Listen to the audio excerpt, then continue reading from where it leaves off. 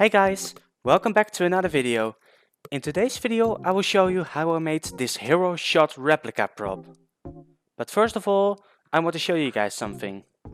This is the pattern I used during this project. And I will leave a link in the description to the Google Drive folder with this pattern. So if you want to make this awesome prop yourself, you can use the pattern I used in this video. And without further ado, let's get started. For the first step, we're going to cut out some parts of the pattern, namely the supports on the side, the trigger and the ink tank right above the barrel of the gun. Then we have to take this part of the pattern and trace it onto a piece of 22mm of MDF. This part is going to be the base of the gun, and we will cut out the pattern into smaller parts for the rest of the layers.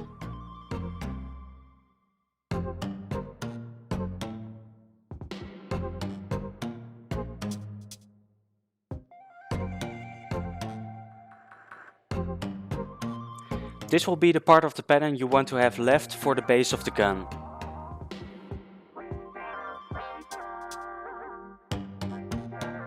For the cutting of the MDF, I first used a jigsaw, but I later switched to a router. I thought this would be more accurate and simple to control, but I couldn't really get through the thick wood that easily. So if you want to do this, please just use a jigsaw, and then just cut the wood off a bit further off the line. This is going to take more sanding, but it's still going to be quicker than going through the pattern twice with a router and leaving a burn mark and still not going through it. So please learn from my mistakes.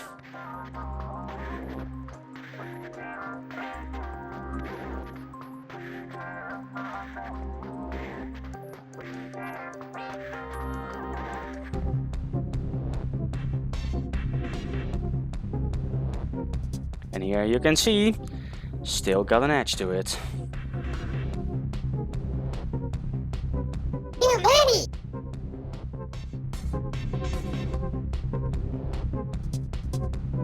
And now it's time to start on the second part of the project, the barrel of the gun. For the start, it's going to be the same as the base, but for this part we're going to cut it in half, because the Hero Shot has different heights of its layers and we don't need to make the gun way too thick by using the full depth of the wood. So for this part I used a caliper to mark out the middle line and drew it out with a pencil, and then I used a handsaw to cut through the wood. This is going to be a slow process if you want to make this yourself, but this is the best way, unless you have access to a bandsaw with enough height. But since it's vacation time, I didn't have access to it, as most of you would. So just let the saw do the work and try to keep the line as straight as possible.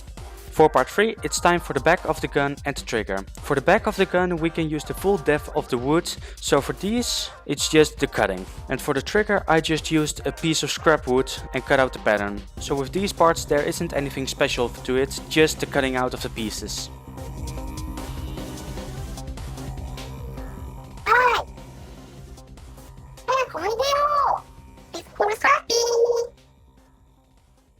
Oh yes, I completely forgot to mention these.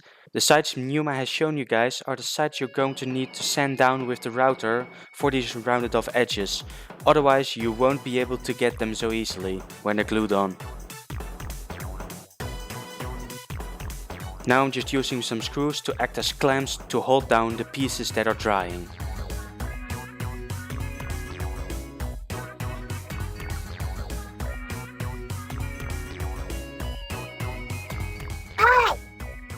Oh yeah, don't forget this side.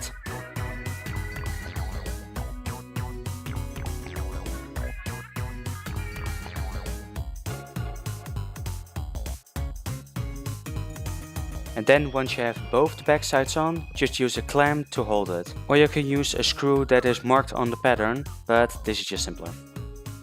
And now I'm just using some wood glue and some sawdust to fill all the gaps between the layers.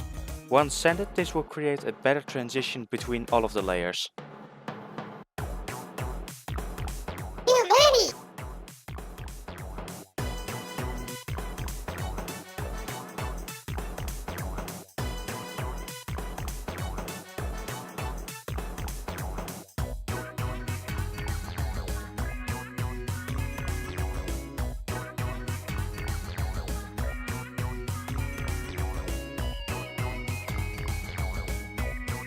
And the next step is sanding. Yay! But this is the perfect time to use my new orbital sander. But this can just as well be done with just sandpaper and files. Which is what I will be doing on the inside since it's too small for the orbital sander to go in.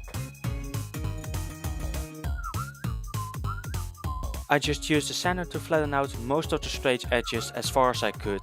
But remember, when you use power tools, if you don't have enough experience with them, just always ask your parents to help with it. This goes for the sander, the router and the jigsaw.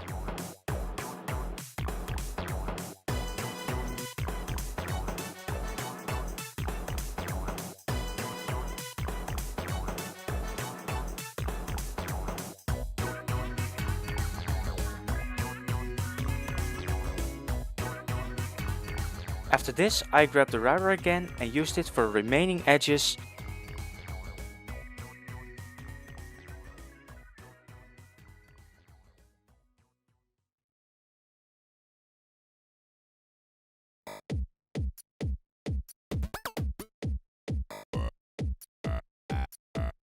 And then I started to use a file to flatten the inside of the gun.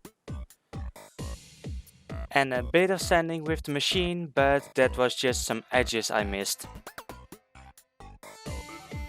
And for the final part of the project, I just used some sandpaper to make a smoother transition on the routed edges. And with that, the wood part of the project is done. And now it's time for the details. First up, the screws. I already got some screws in the gun to hold it for gluing, but I had to replace them with these screws because they have a little more rounded head than the other screws, which the Hero Shot also has in game. And I've also marked out the places of the screws on the pattern for the ones who want to make this at home.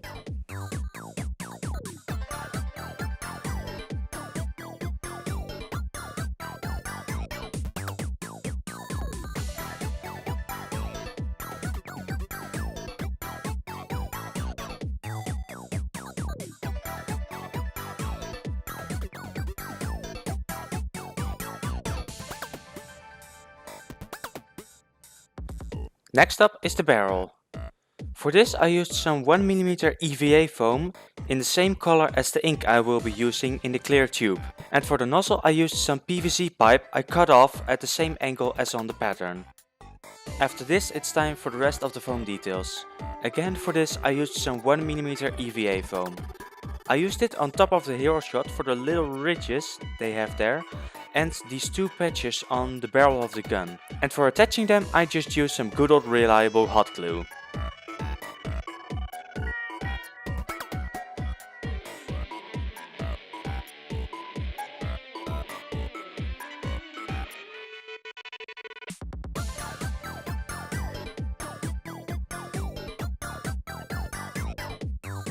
And remember these parts? Yeah, I forgot them out when I made the Hero Shot. But you can just make these with the same 22mm MDF and then completely round off the edges, just like shown in the video here. And you can just use wood glue to attach them, because hot glue would raise these parts.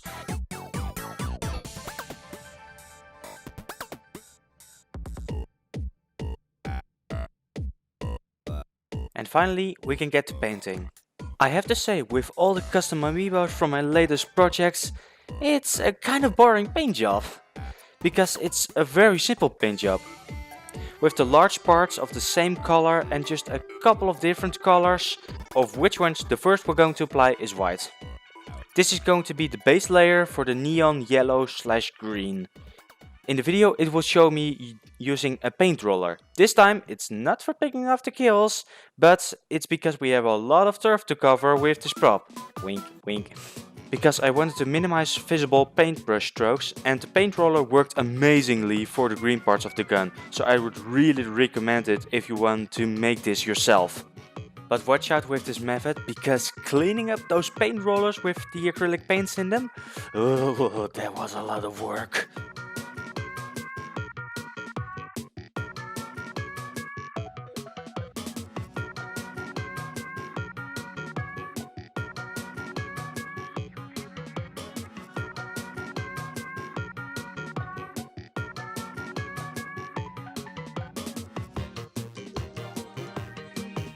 But back on subject, it's time for black. Because of the smaller area combined with all the uneven surfaces of the gun, I chose to use a larger brush. But as long as you don't put too much paint on the brush and as long as you don't smear a lot of paint in one area, you should be able to minimize brush strokes.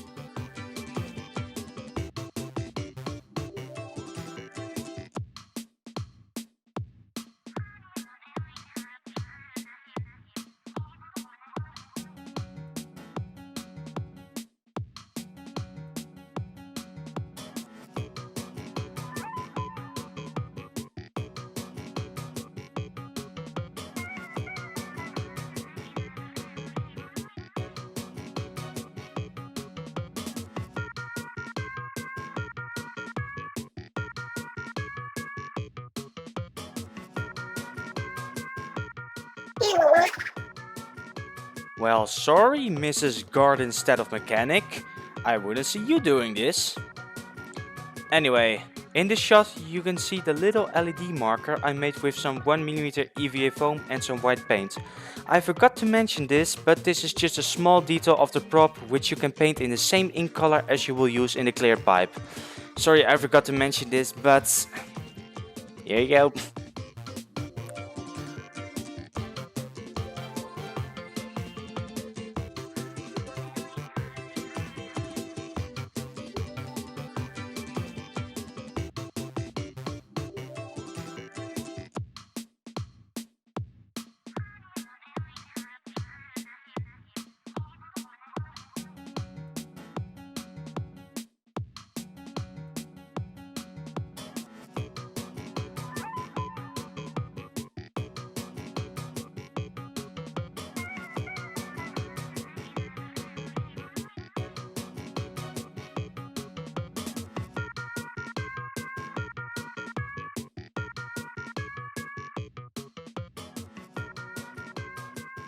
After you have enough layers of white for an even coating, we'll use the black paint for the back of the gun and the edge of the black parts.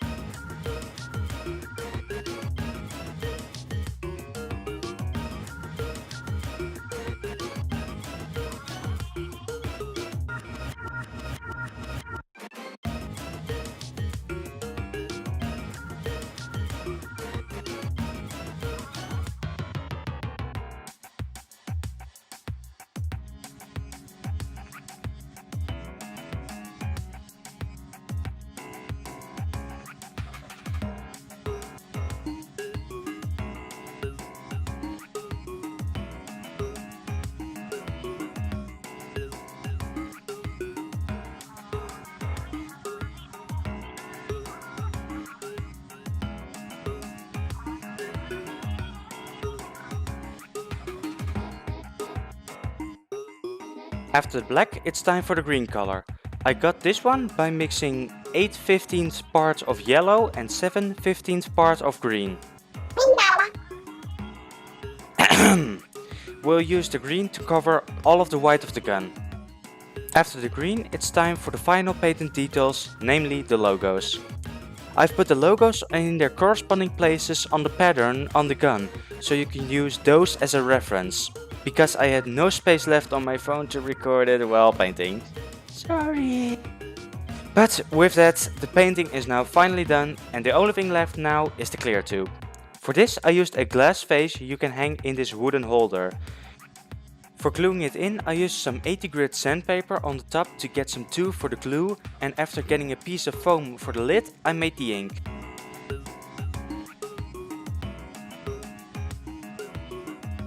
For this I used some hair gel, a tiny bit of water and some water inks. Too many. Yeah, I thought so. And you can use any color of ink for the hero shot you want to make. And once you have filled up the clear tube and put it in the Hero Shot Replica, it's officially finished.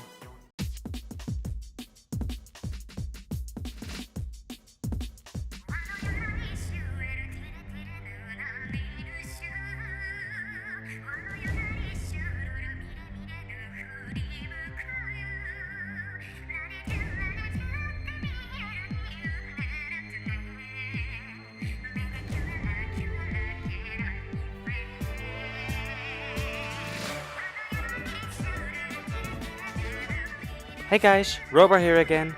I want to say thank you all for watching all of the video. I want to apologize for the lesser quality of the final shots. These were made by my friend Wouter, for whom I made the hero shot for his birthday. And I forgot to record the final shots before I gave it to him. But luckily he was nice enough to record some shots for the video. So hereby again, happy birthday Wouter! But for a bit of channel news, we've already hit 23 subscribers and wow, thank you guys for subscribing to me, and I hope to make more videos that will make you guys want to watch this. I've been continuing the work on the backstory video. I'm now working on part 2 of the story and I want to start working on the drawings for the video as soon as possible. So if you're excited about that and want to see it, you know where that subscribe button is. And don't forget to tell all of your friends, because the more people are here, the quicker I have to finish the Wait a minute.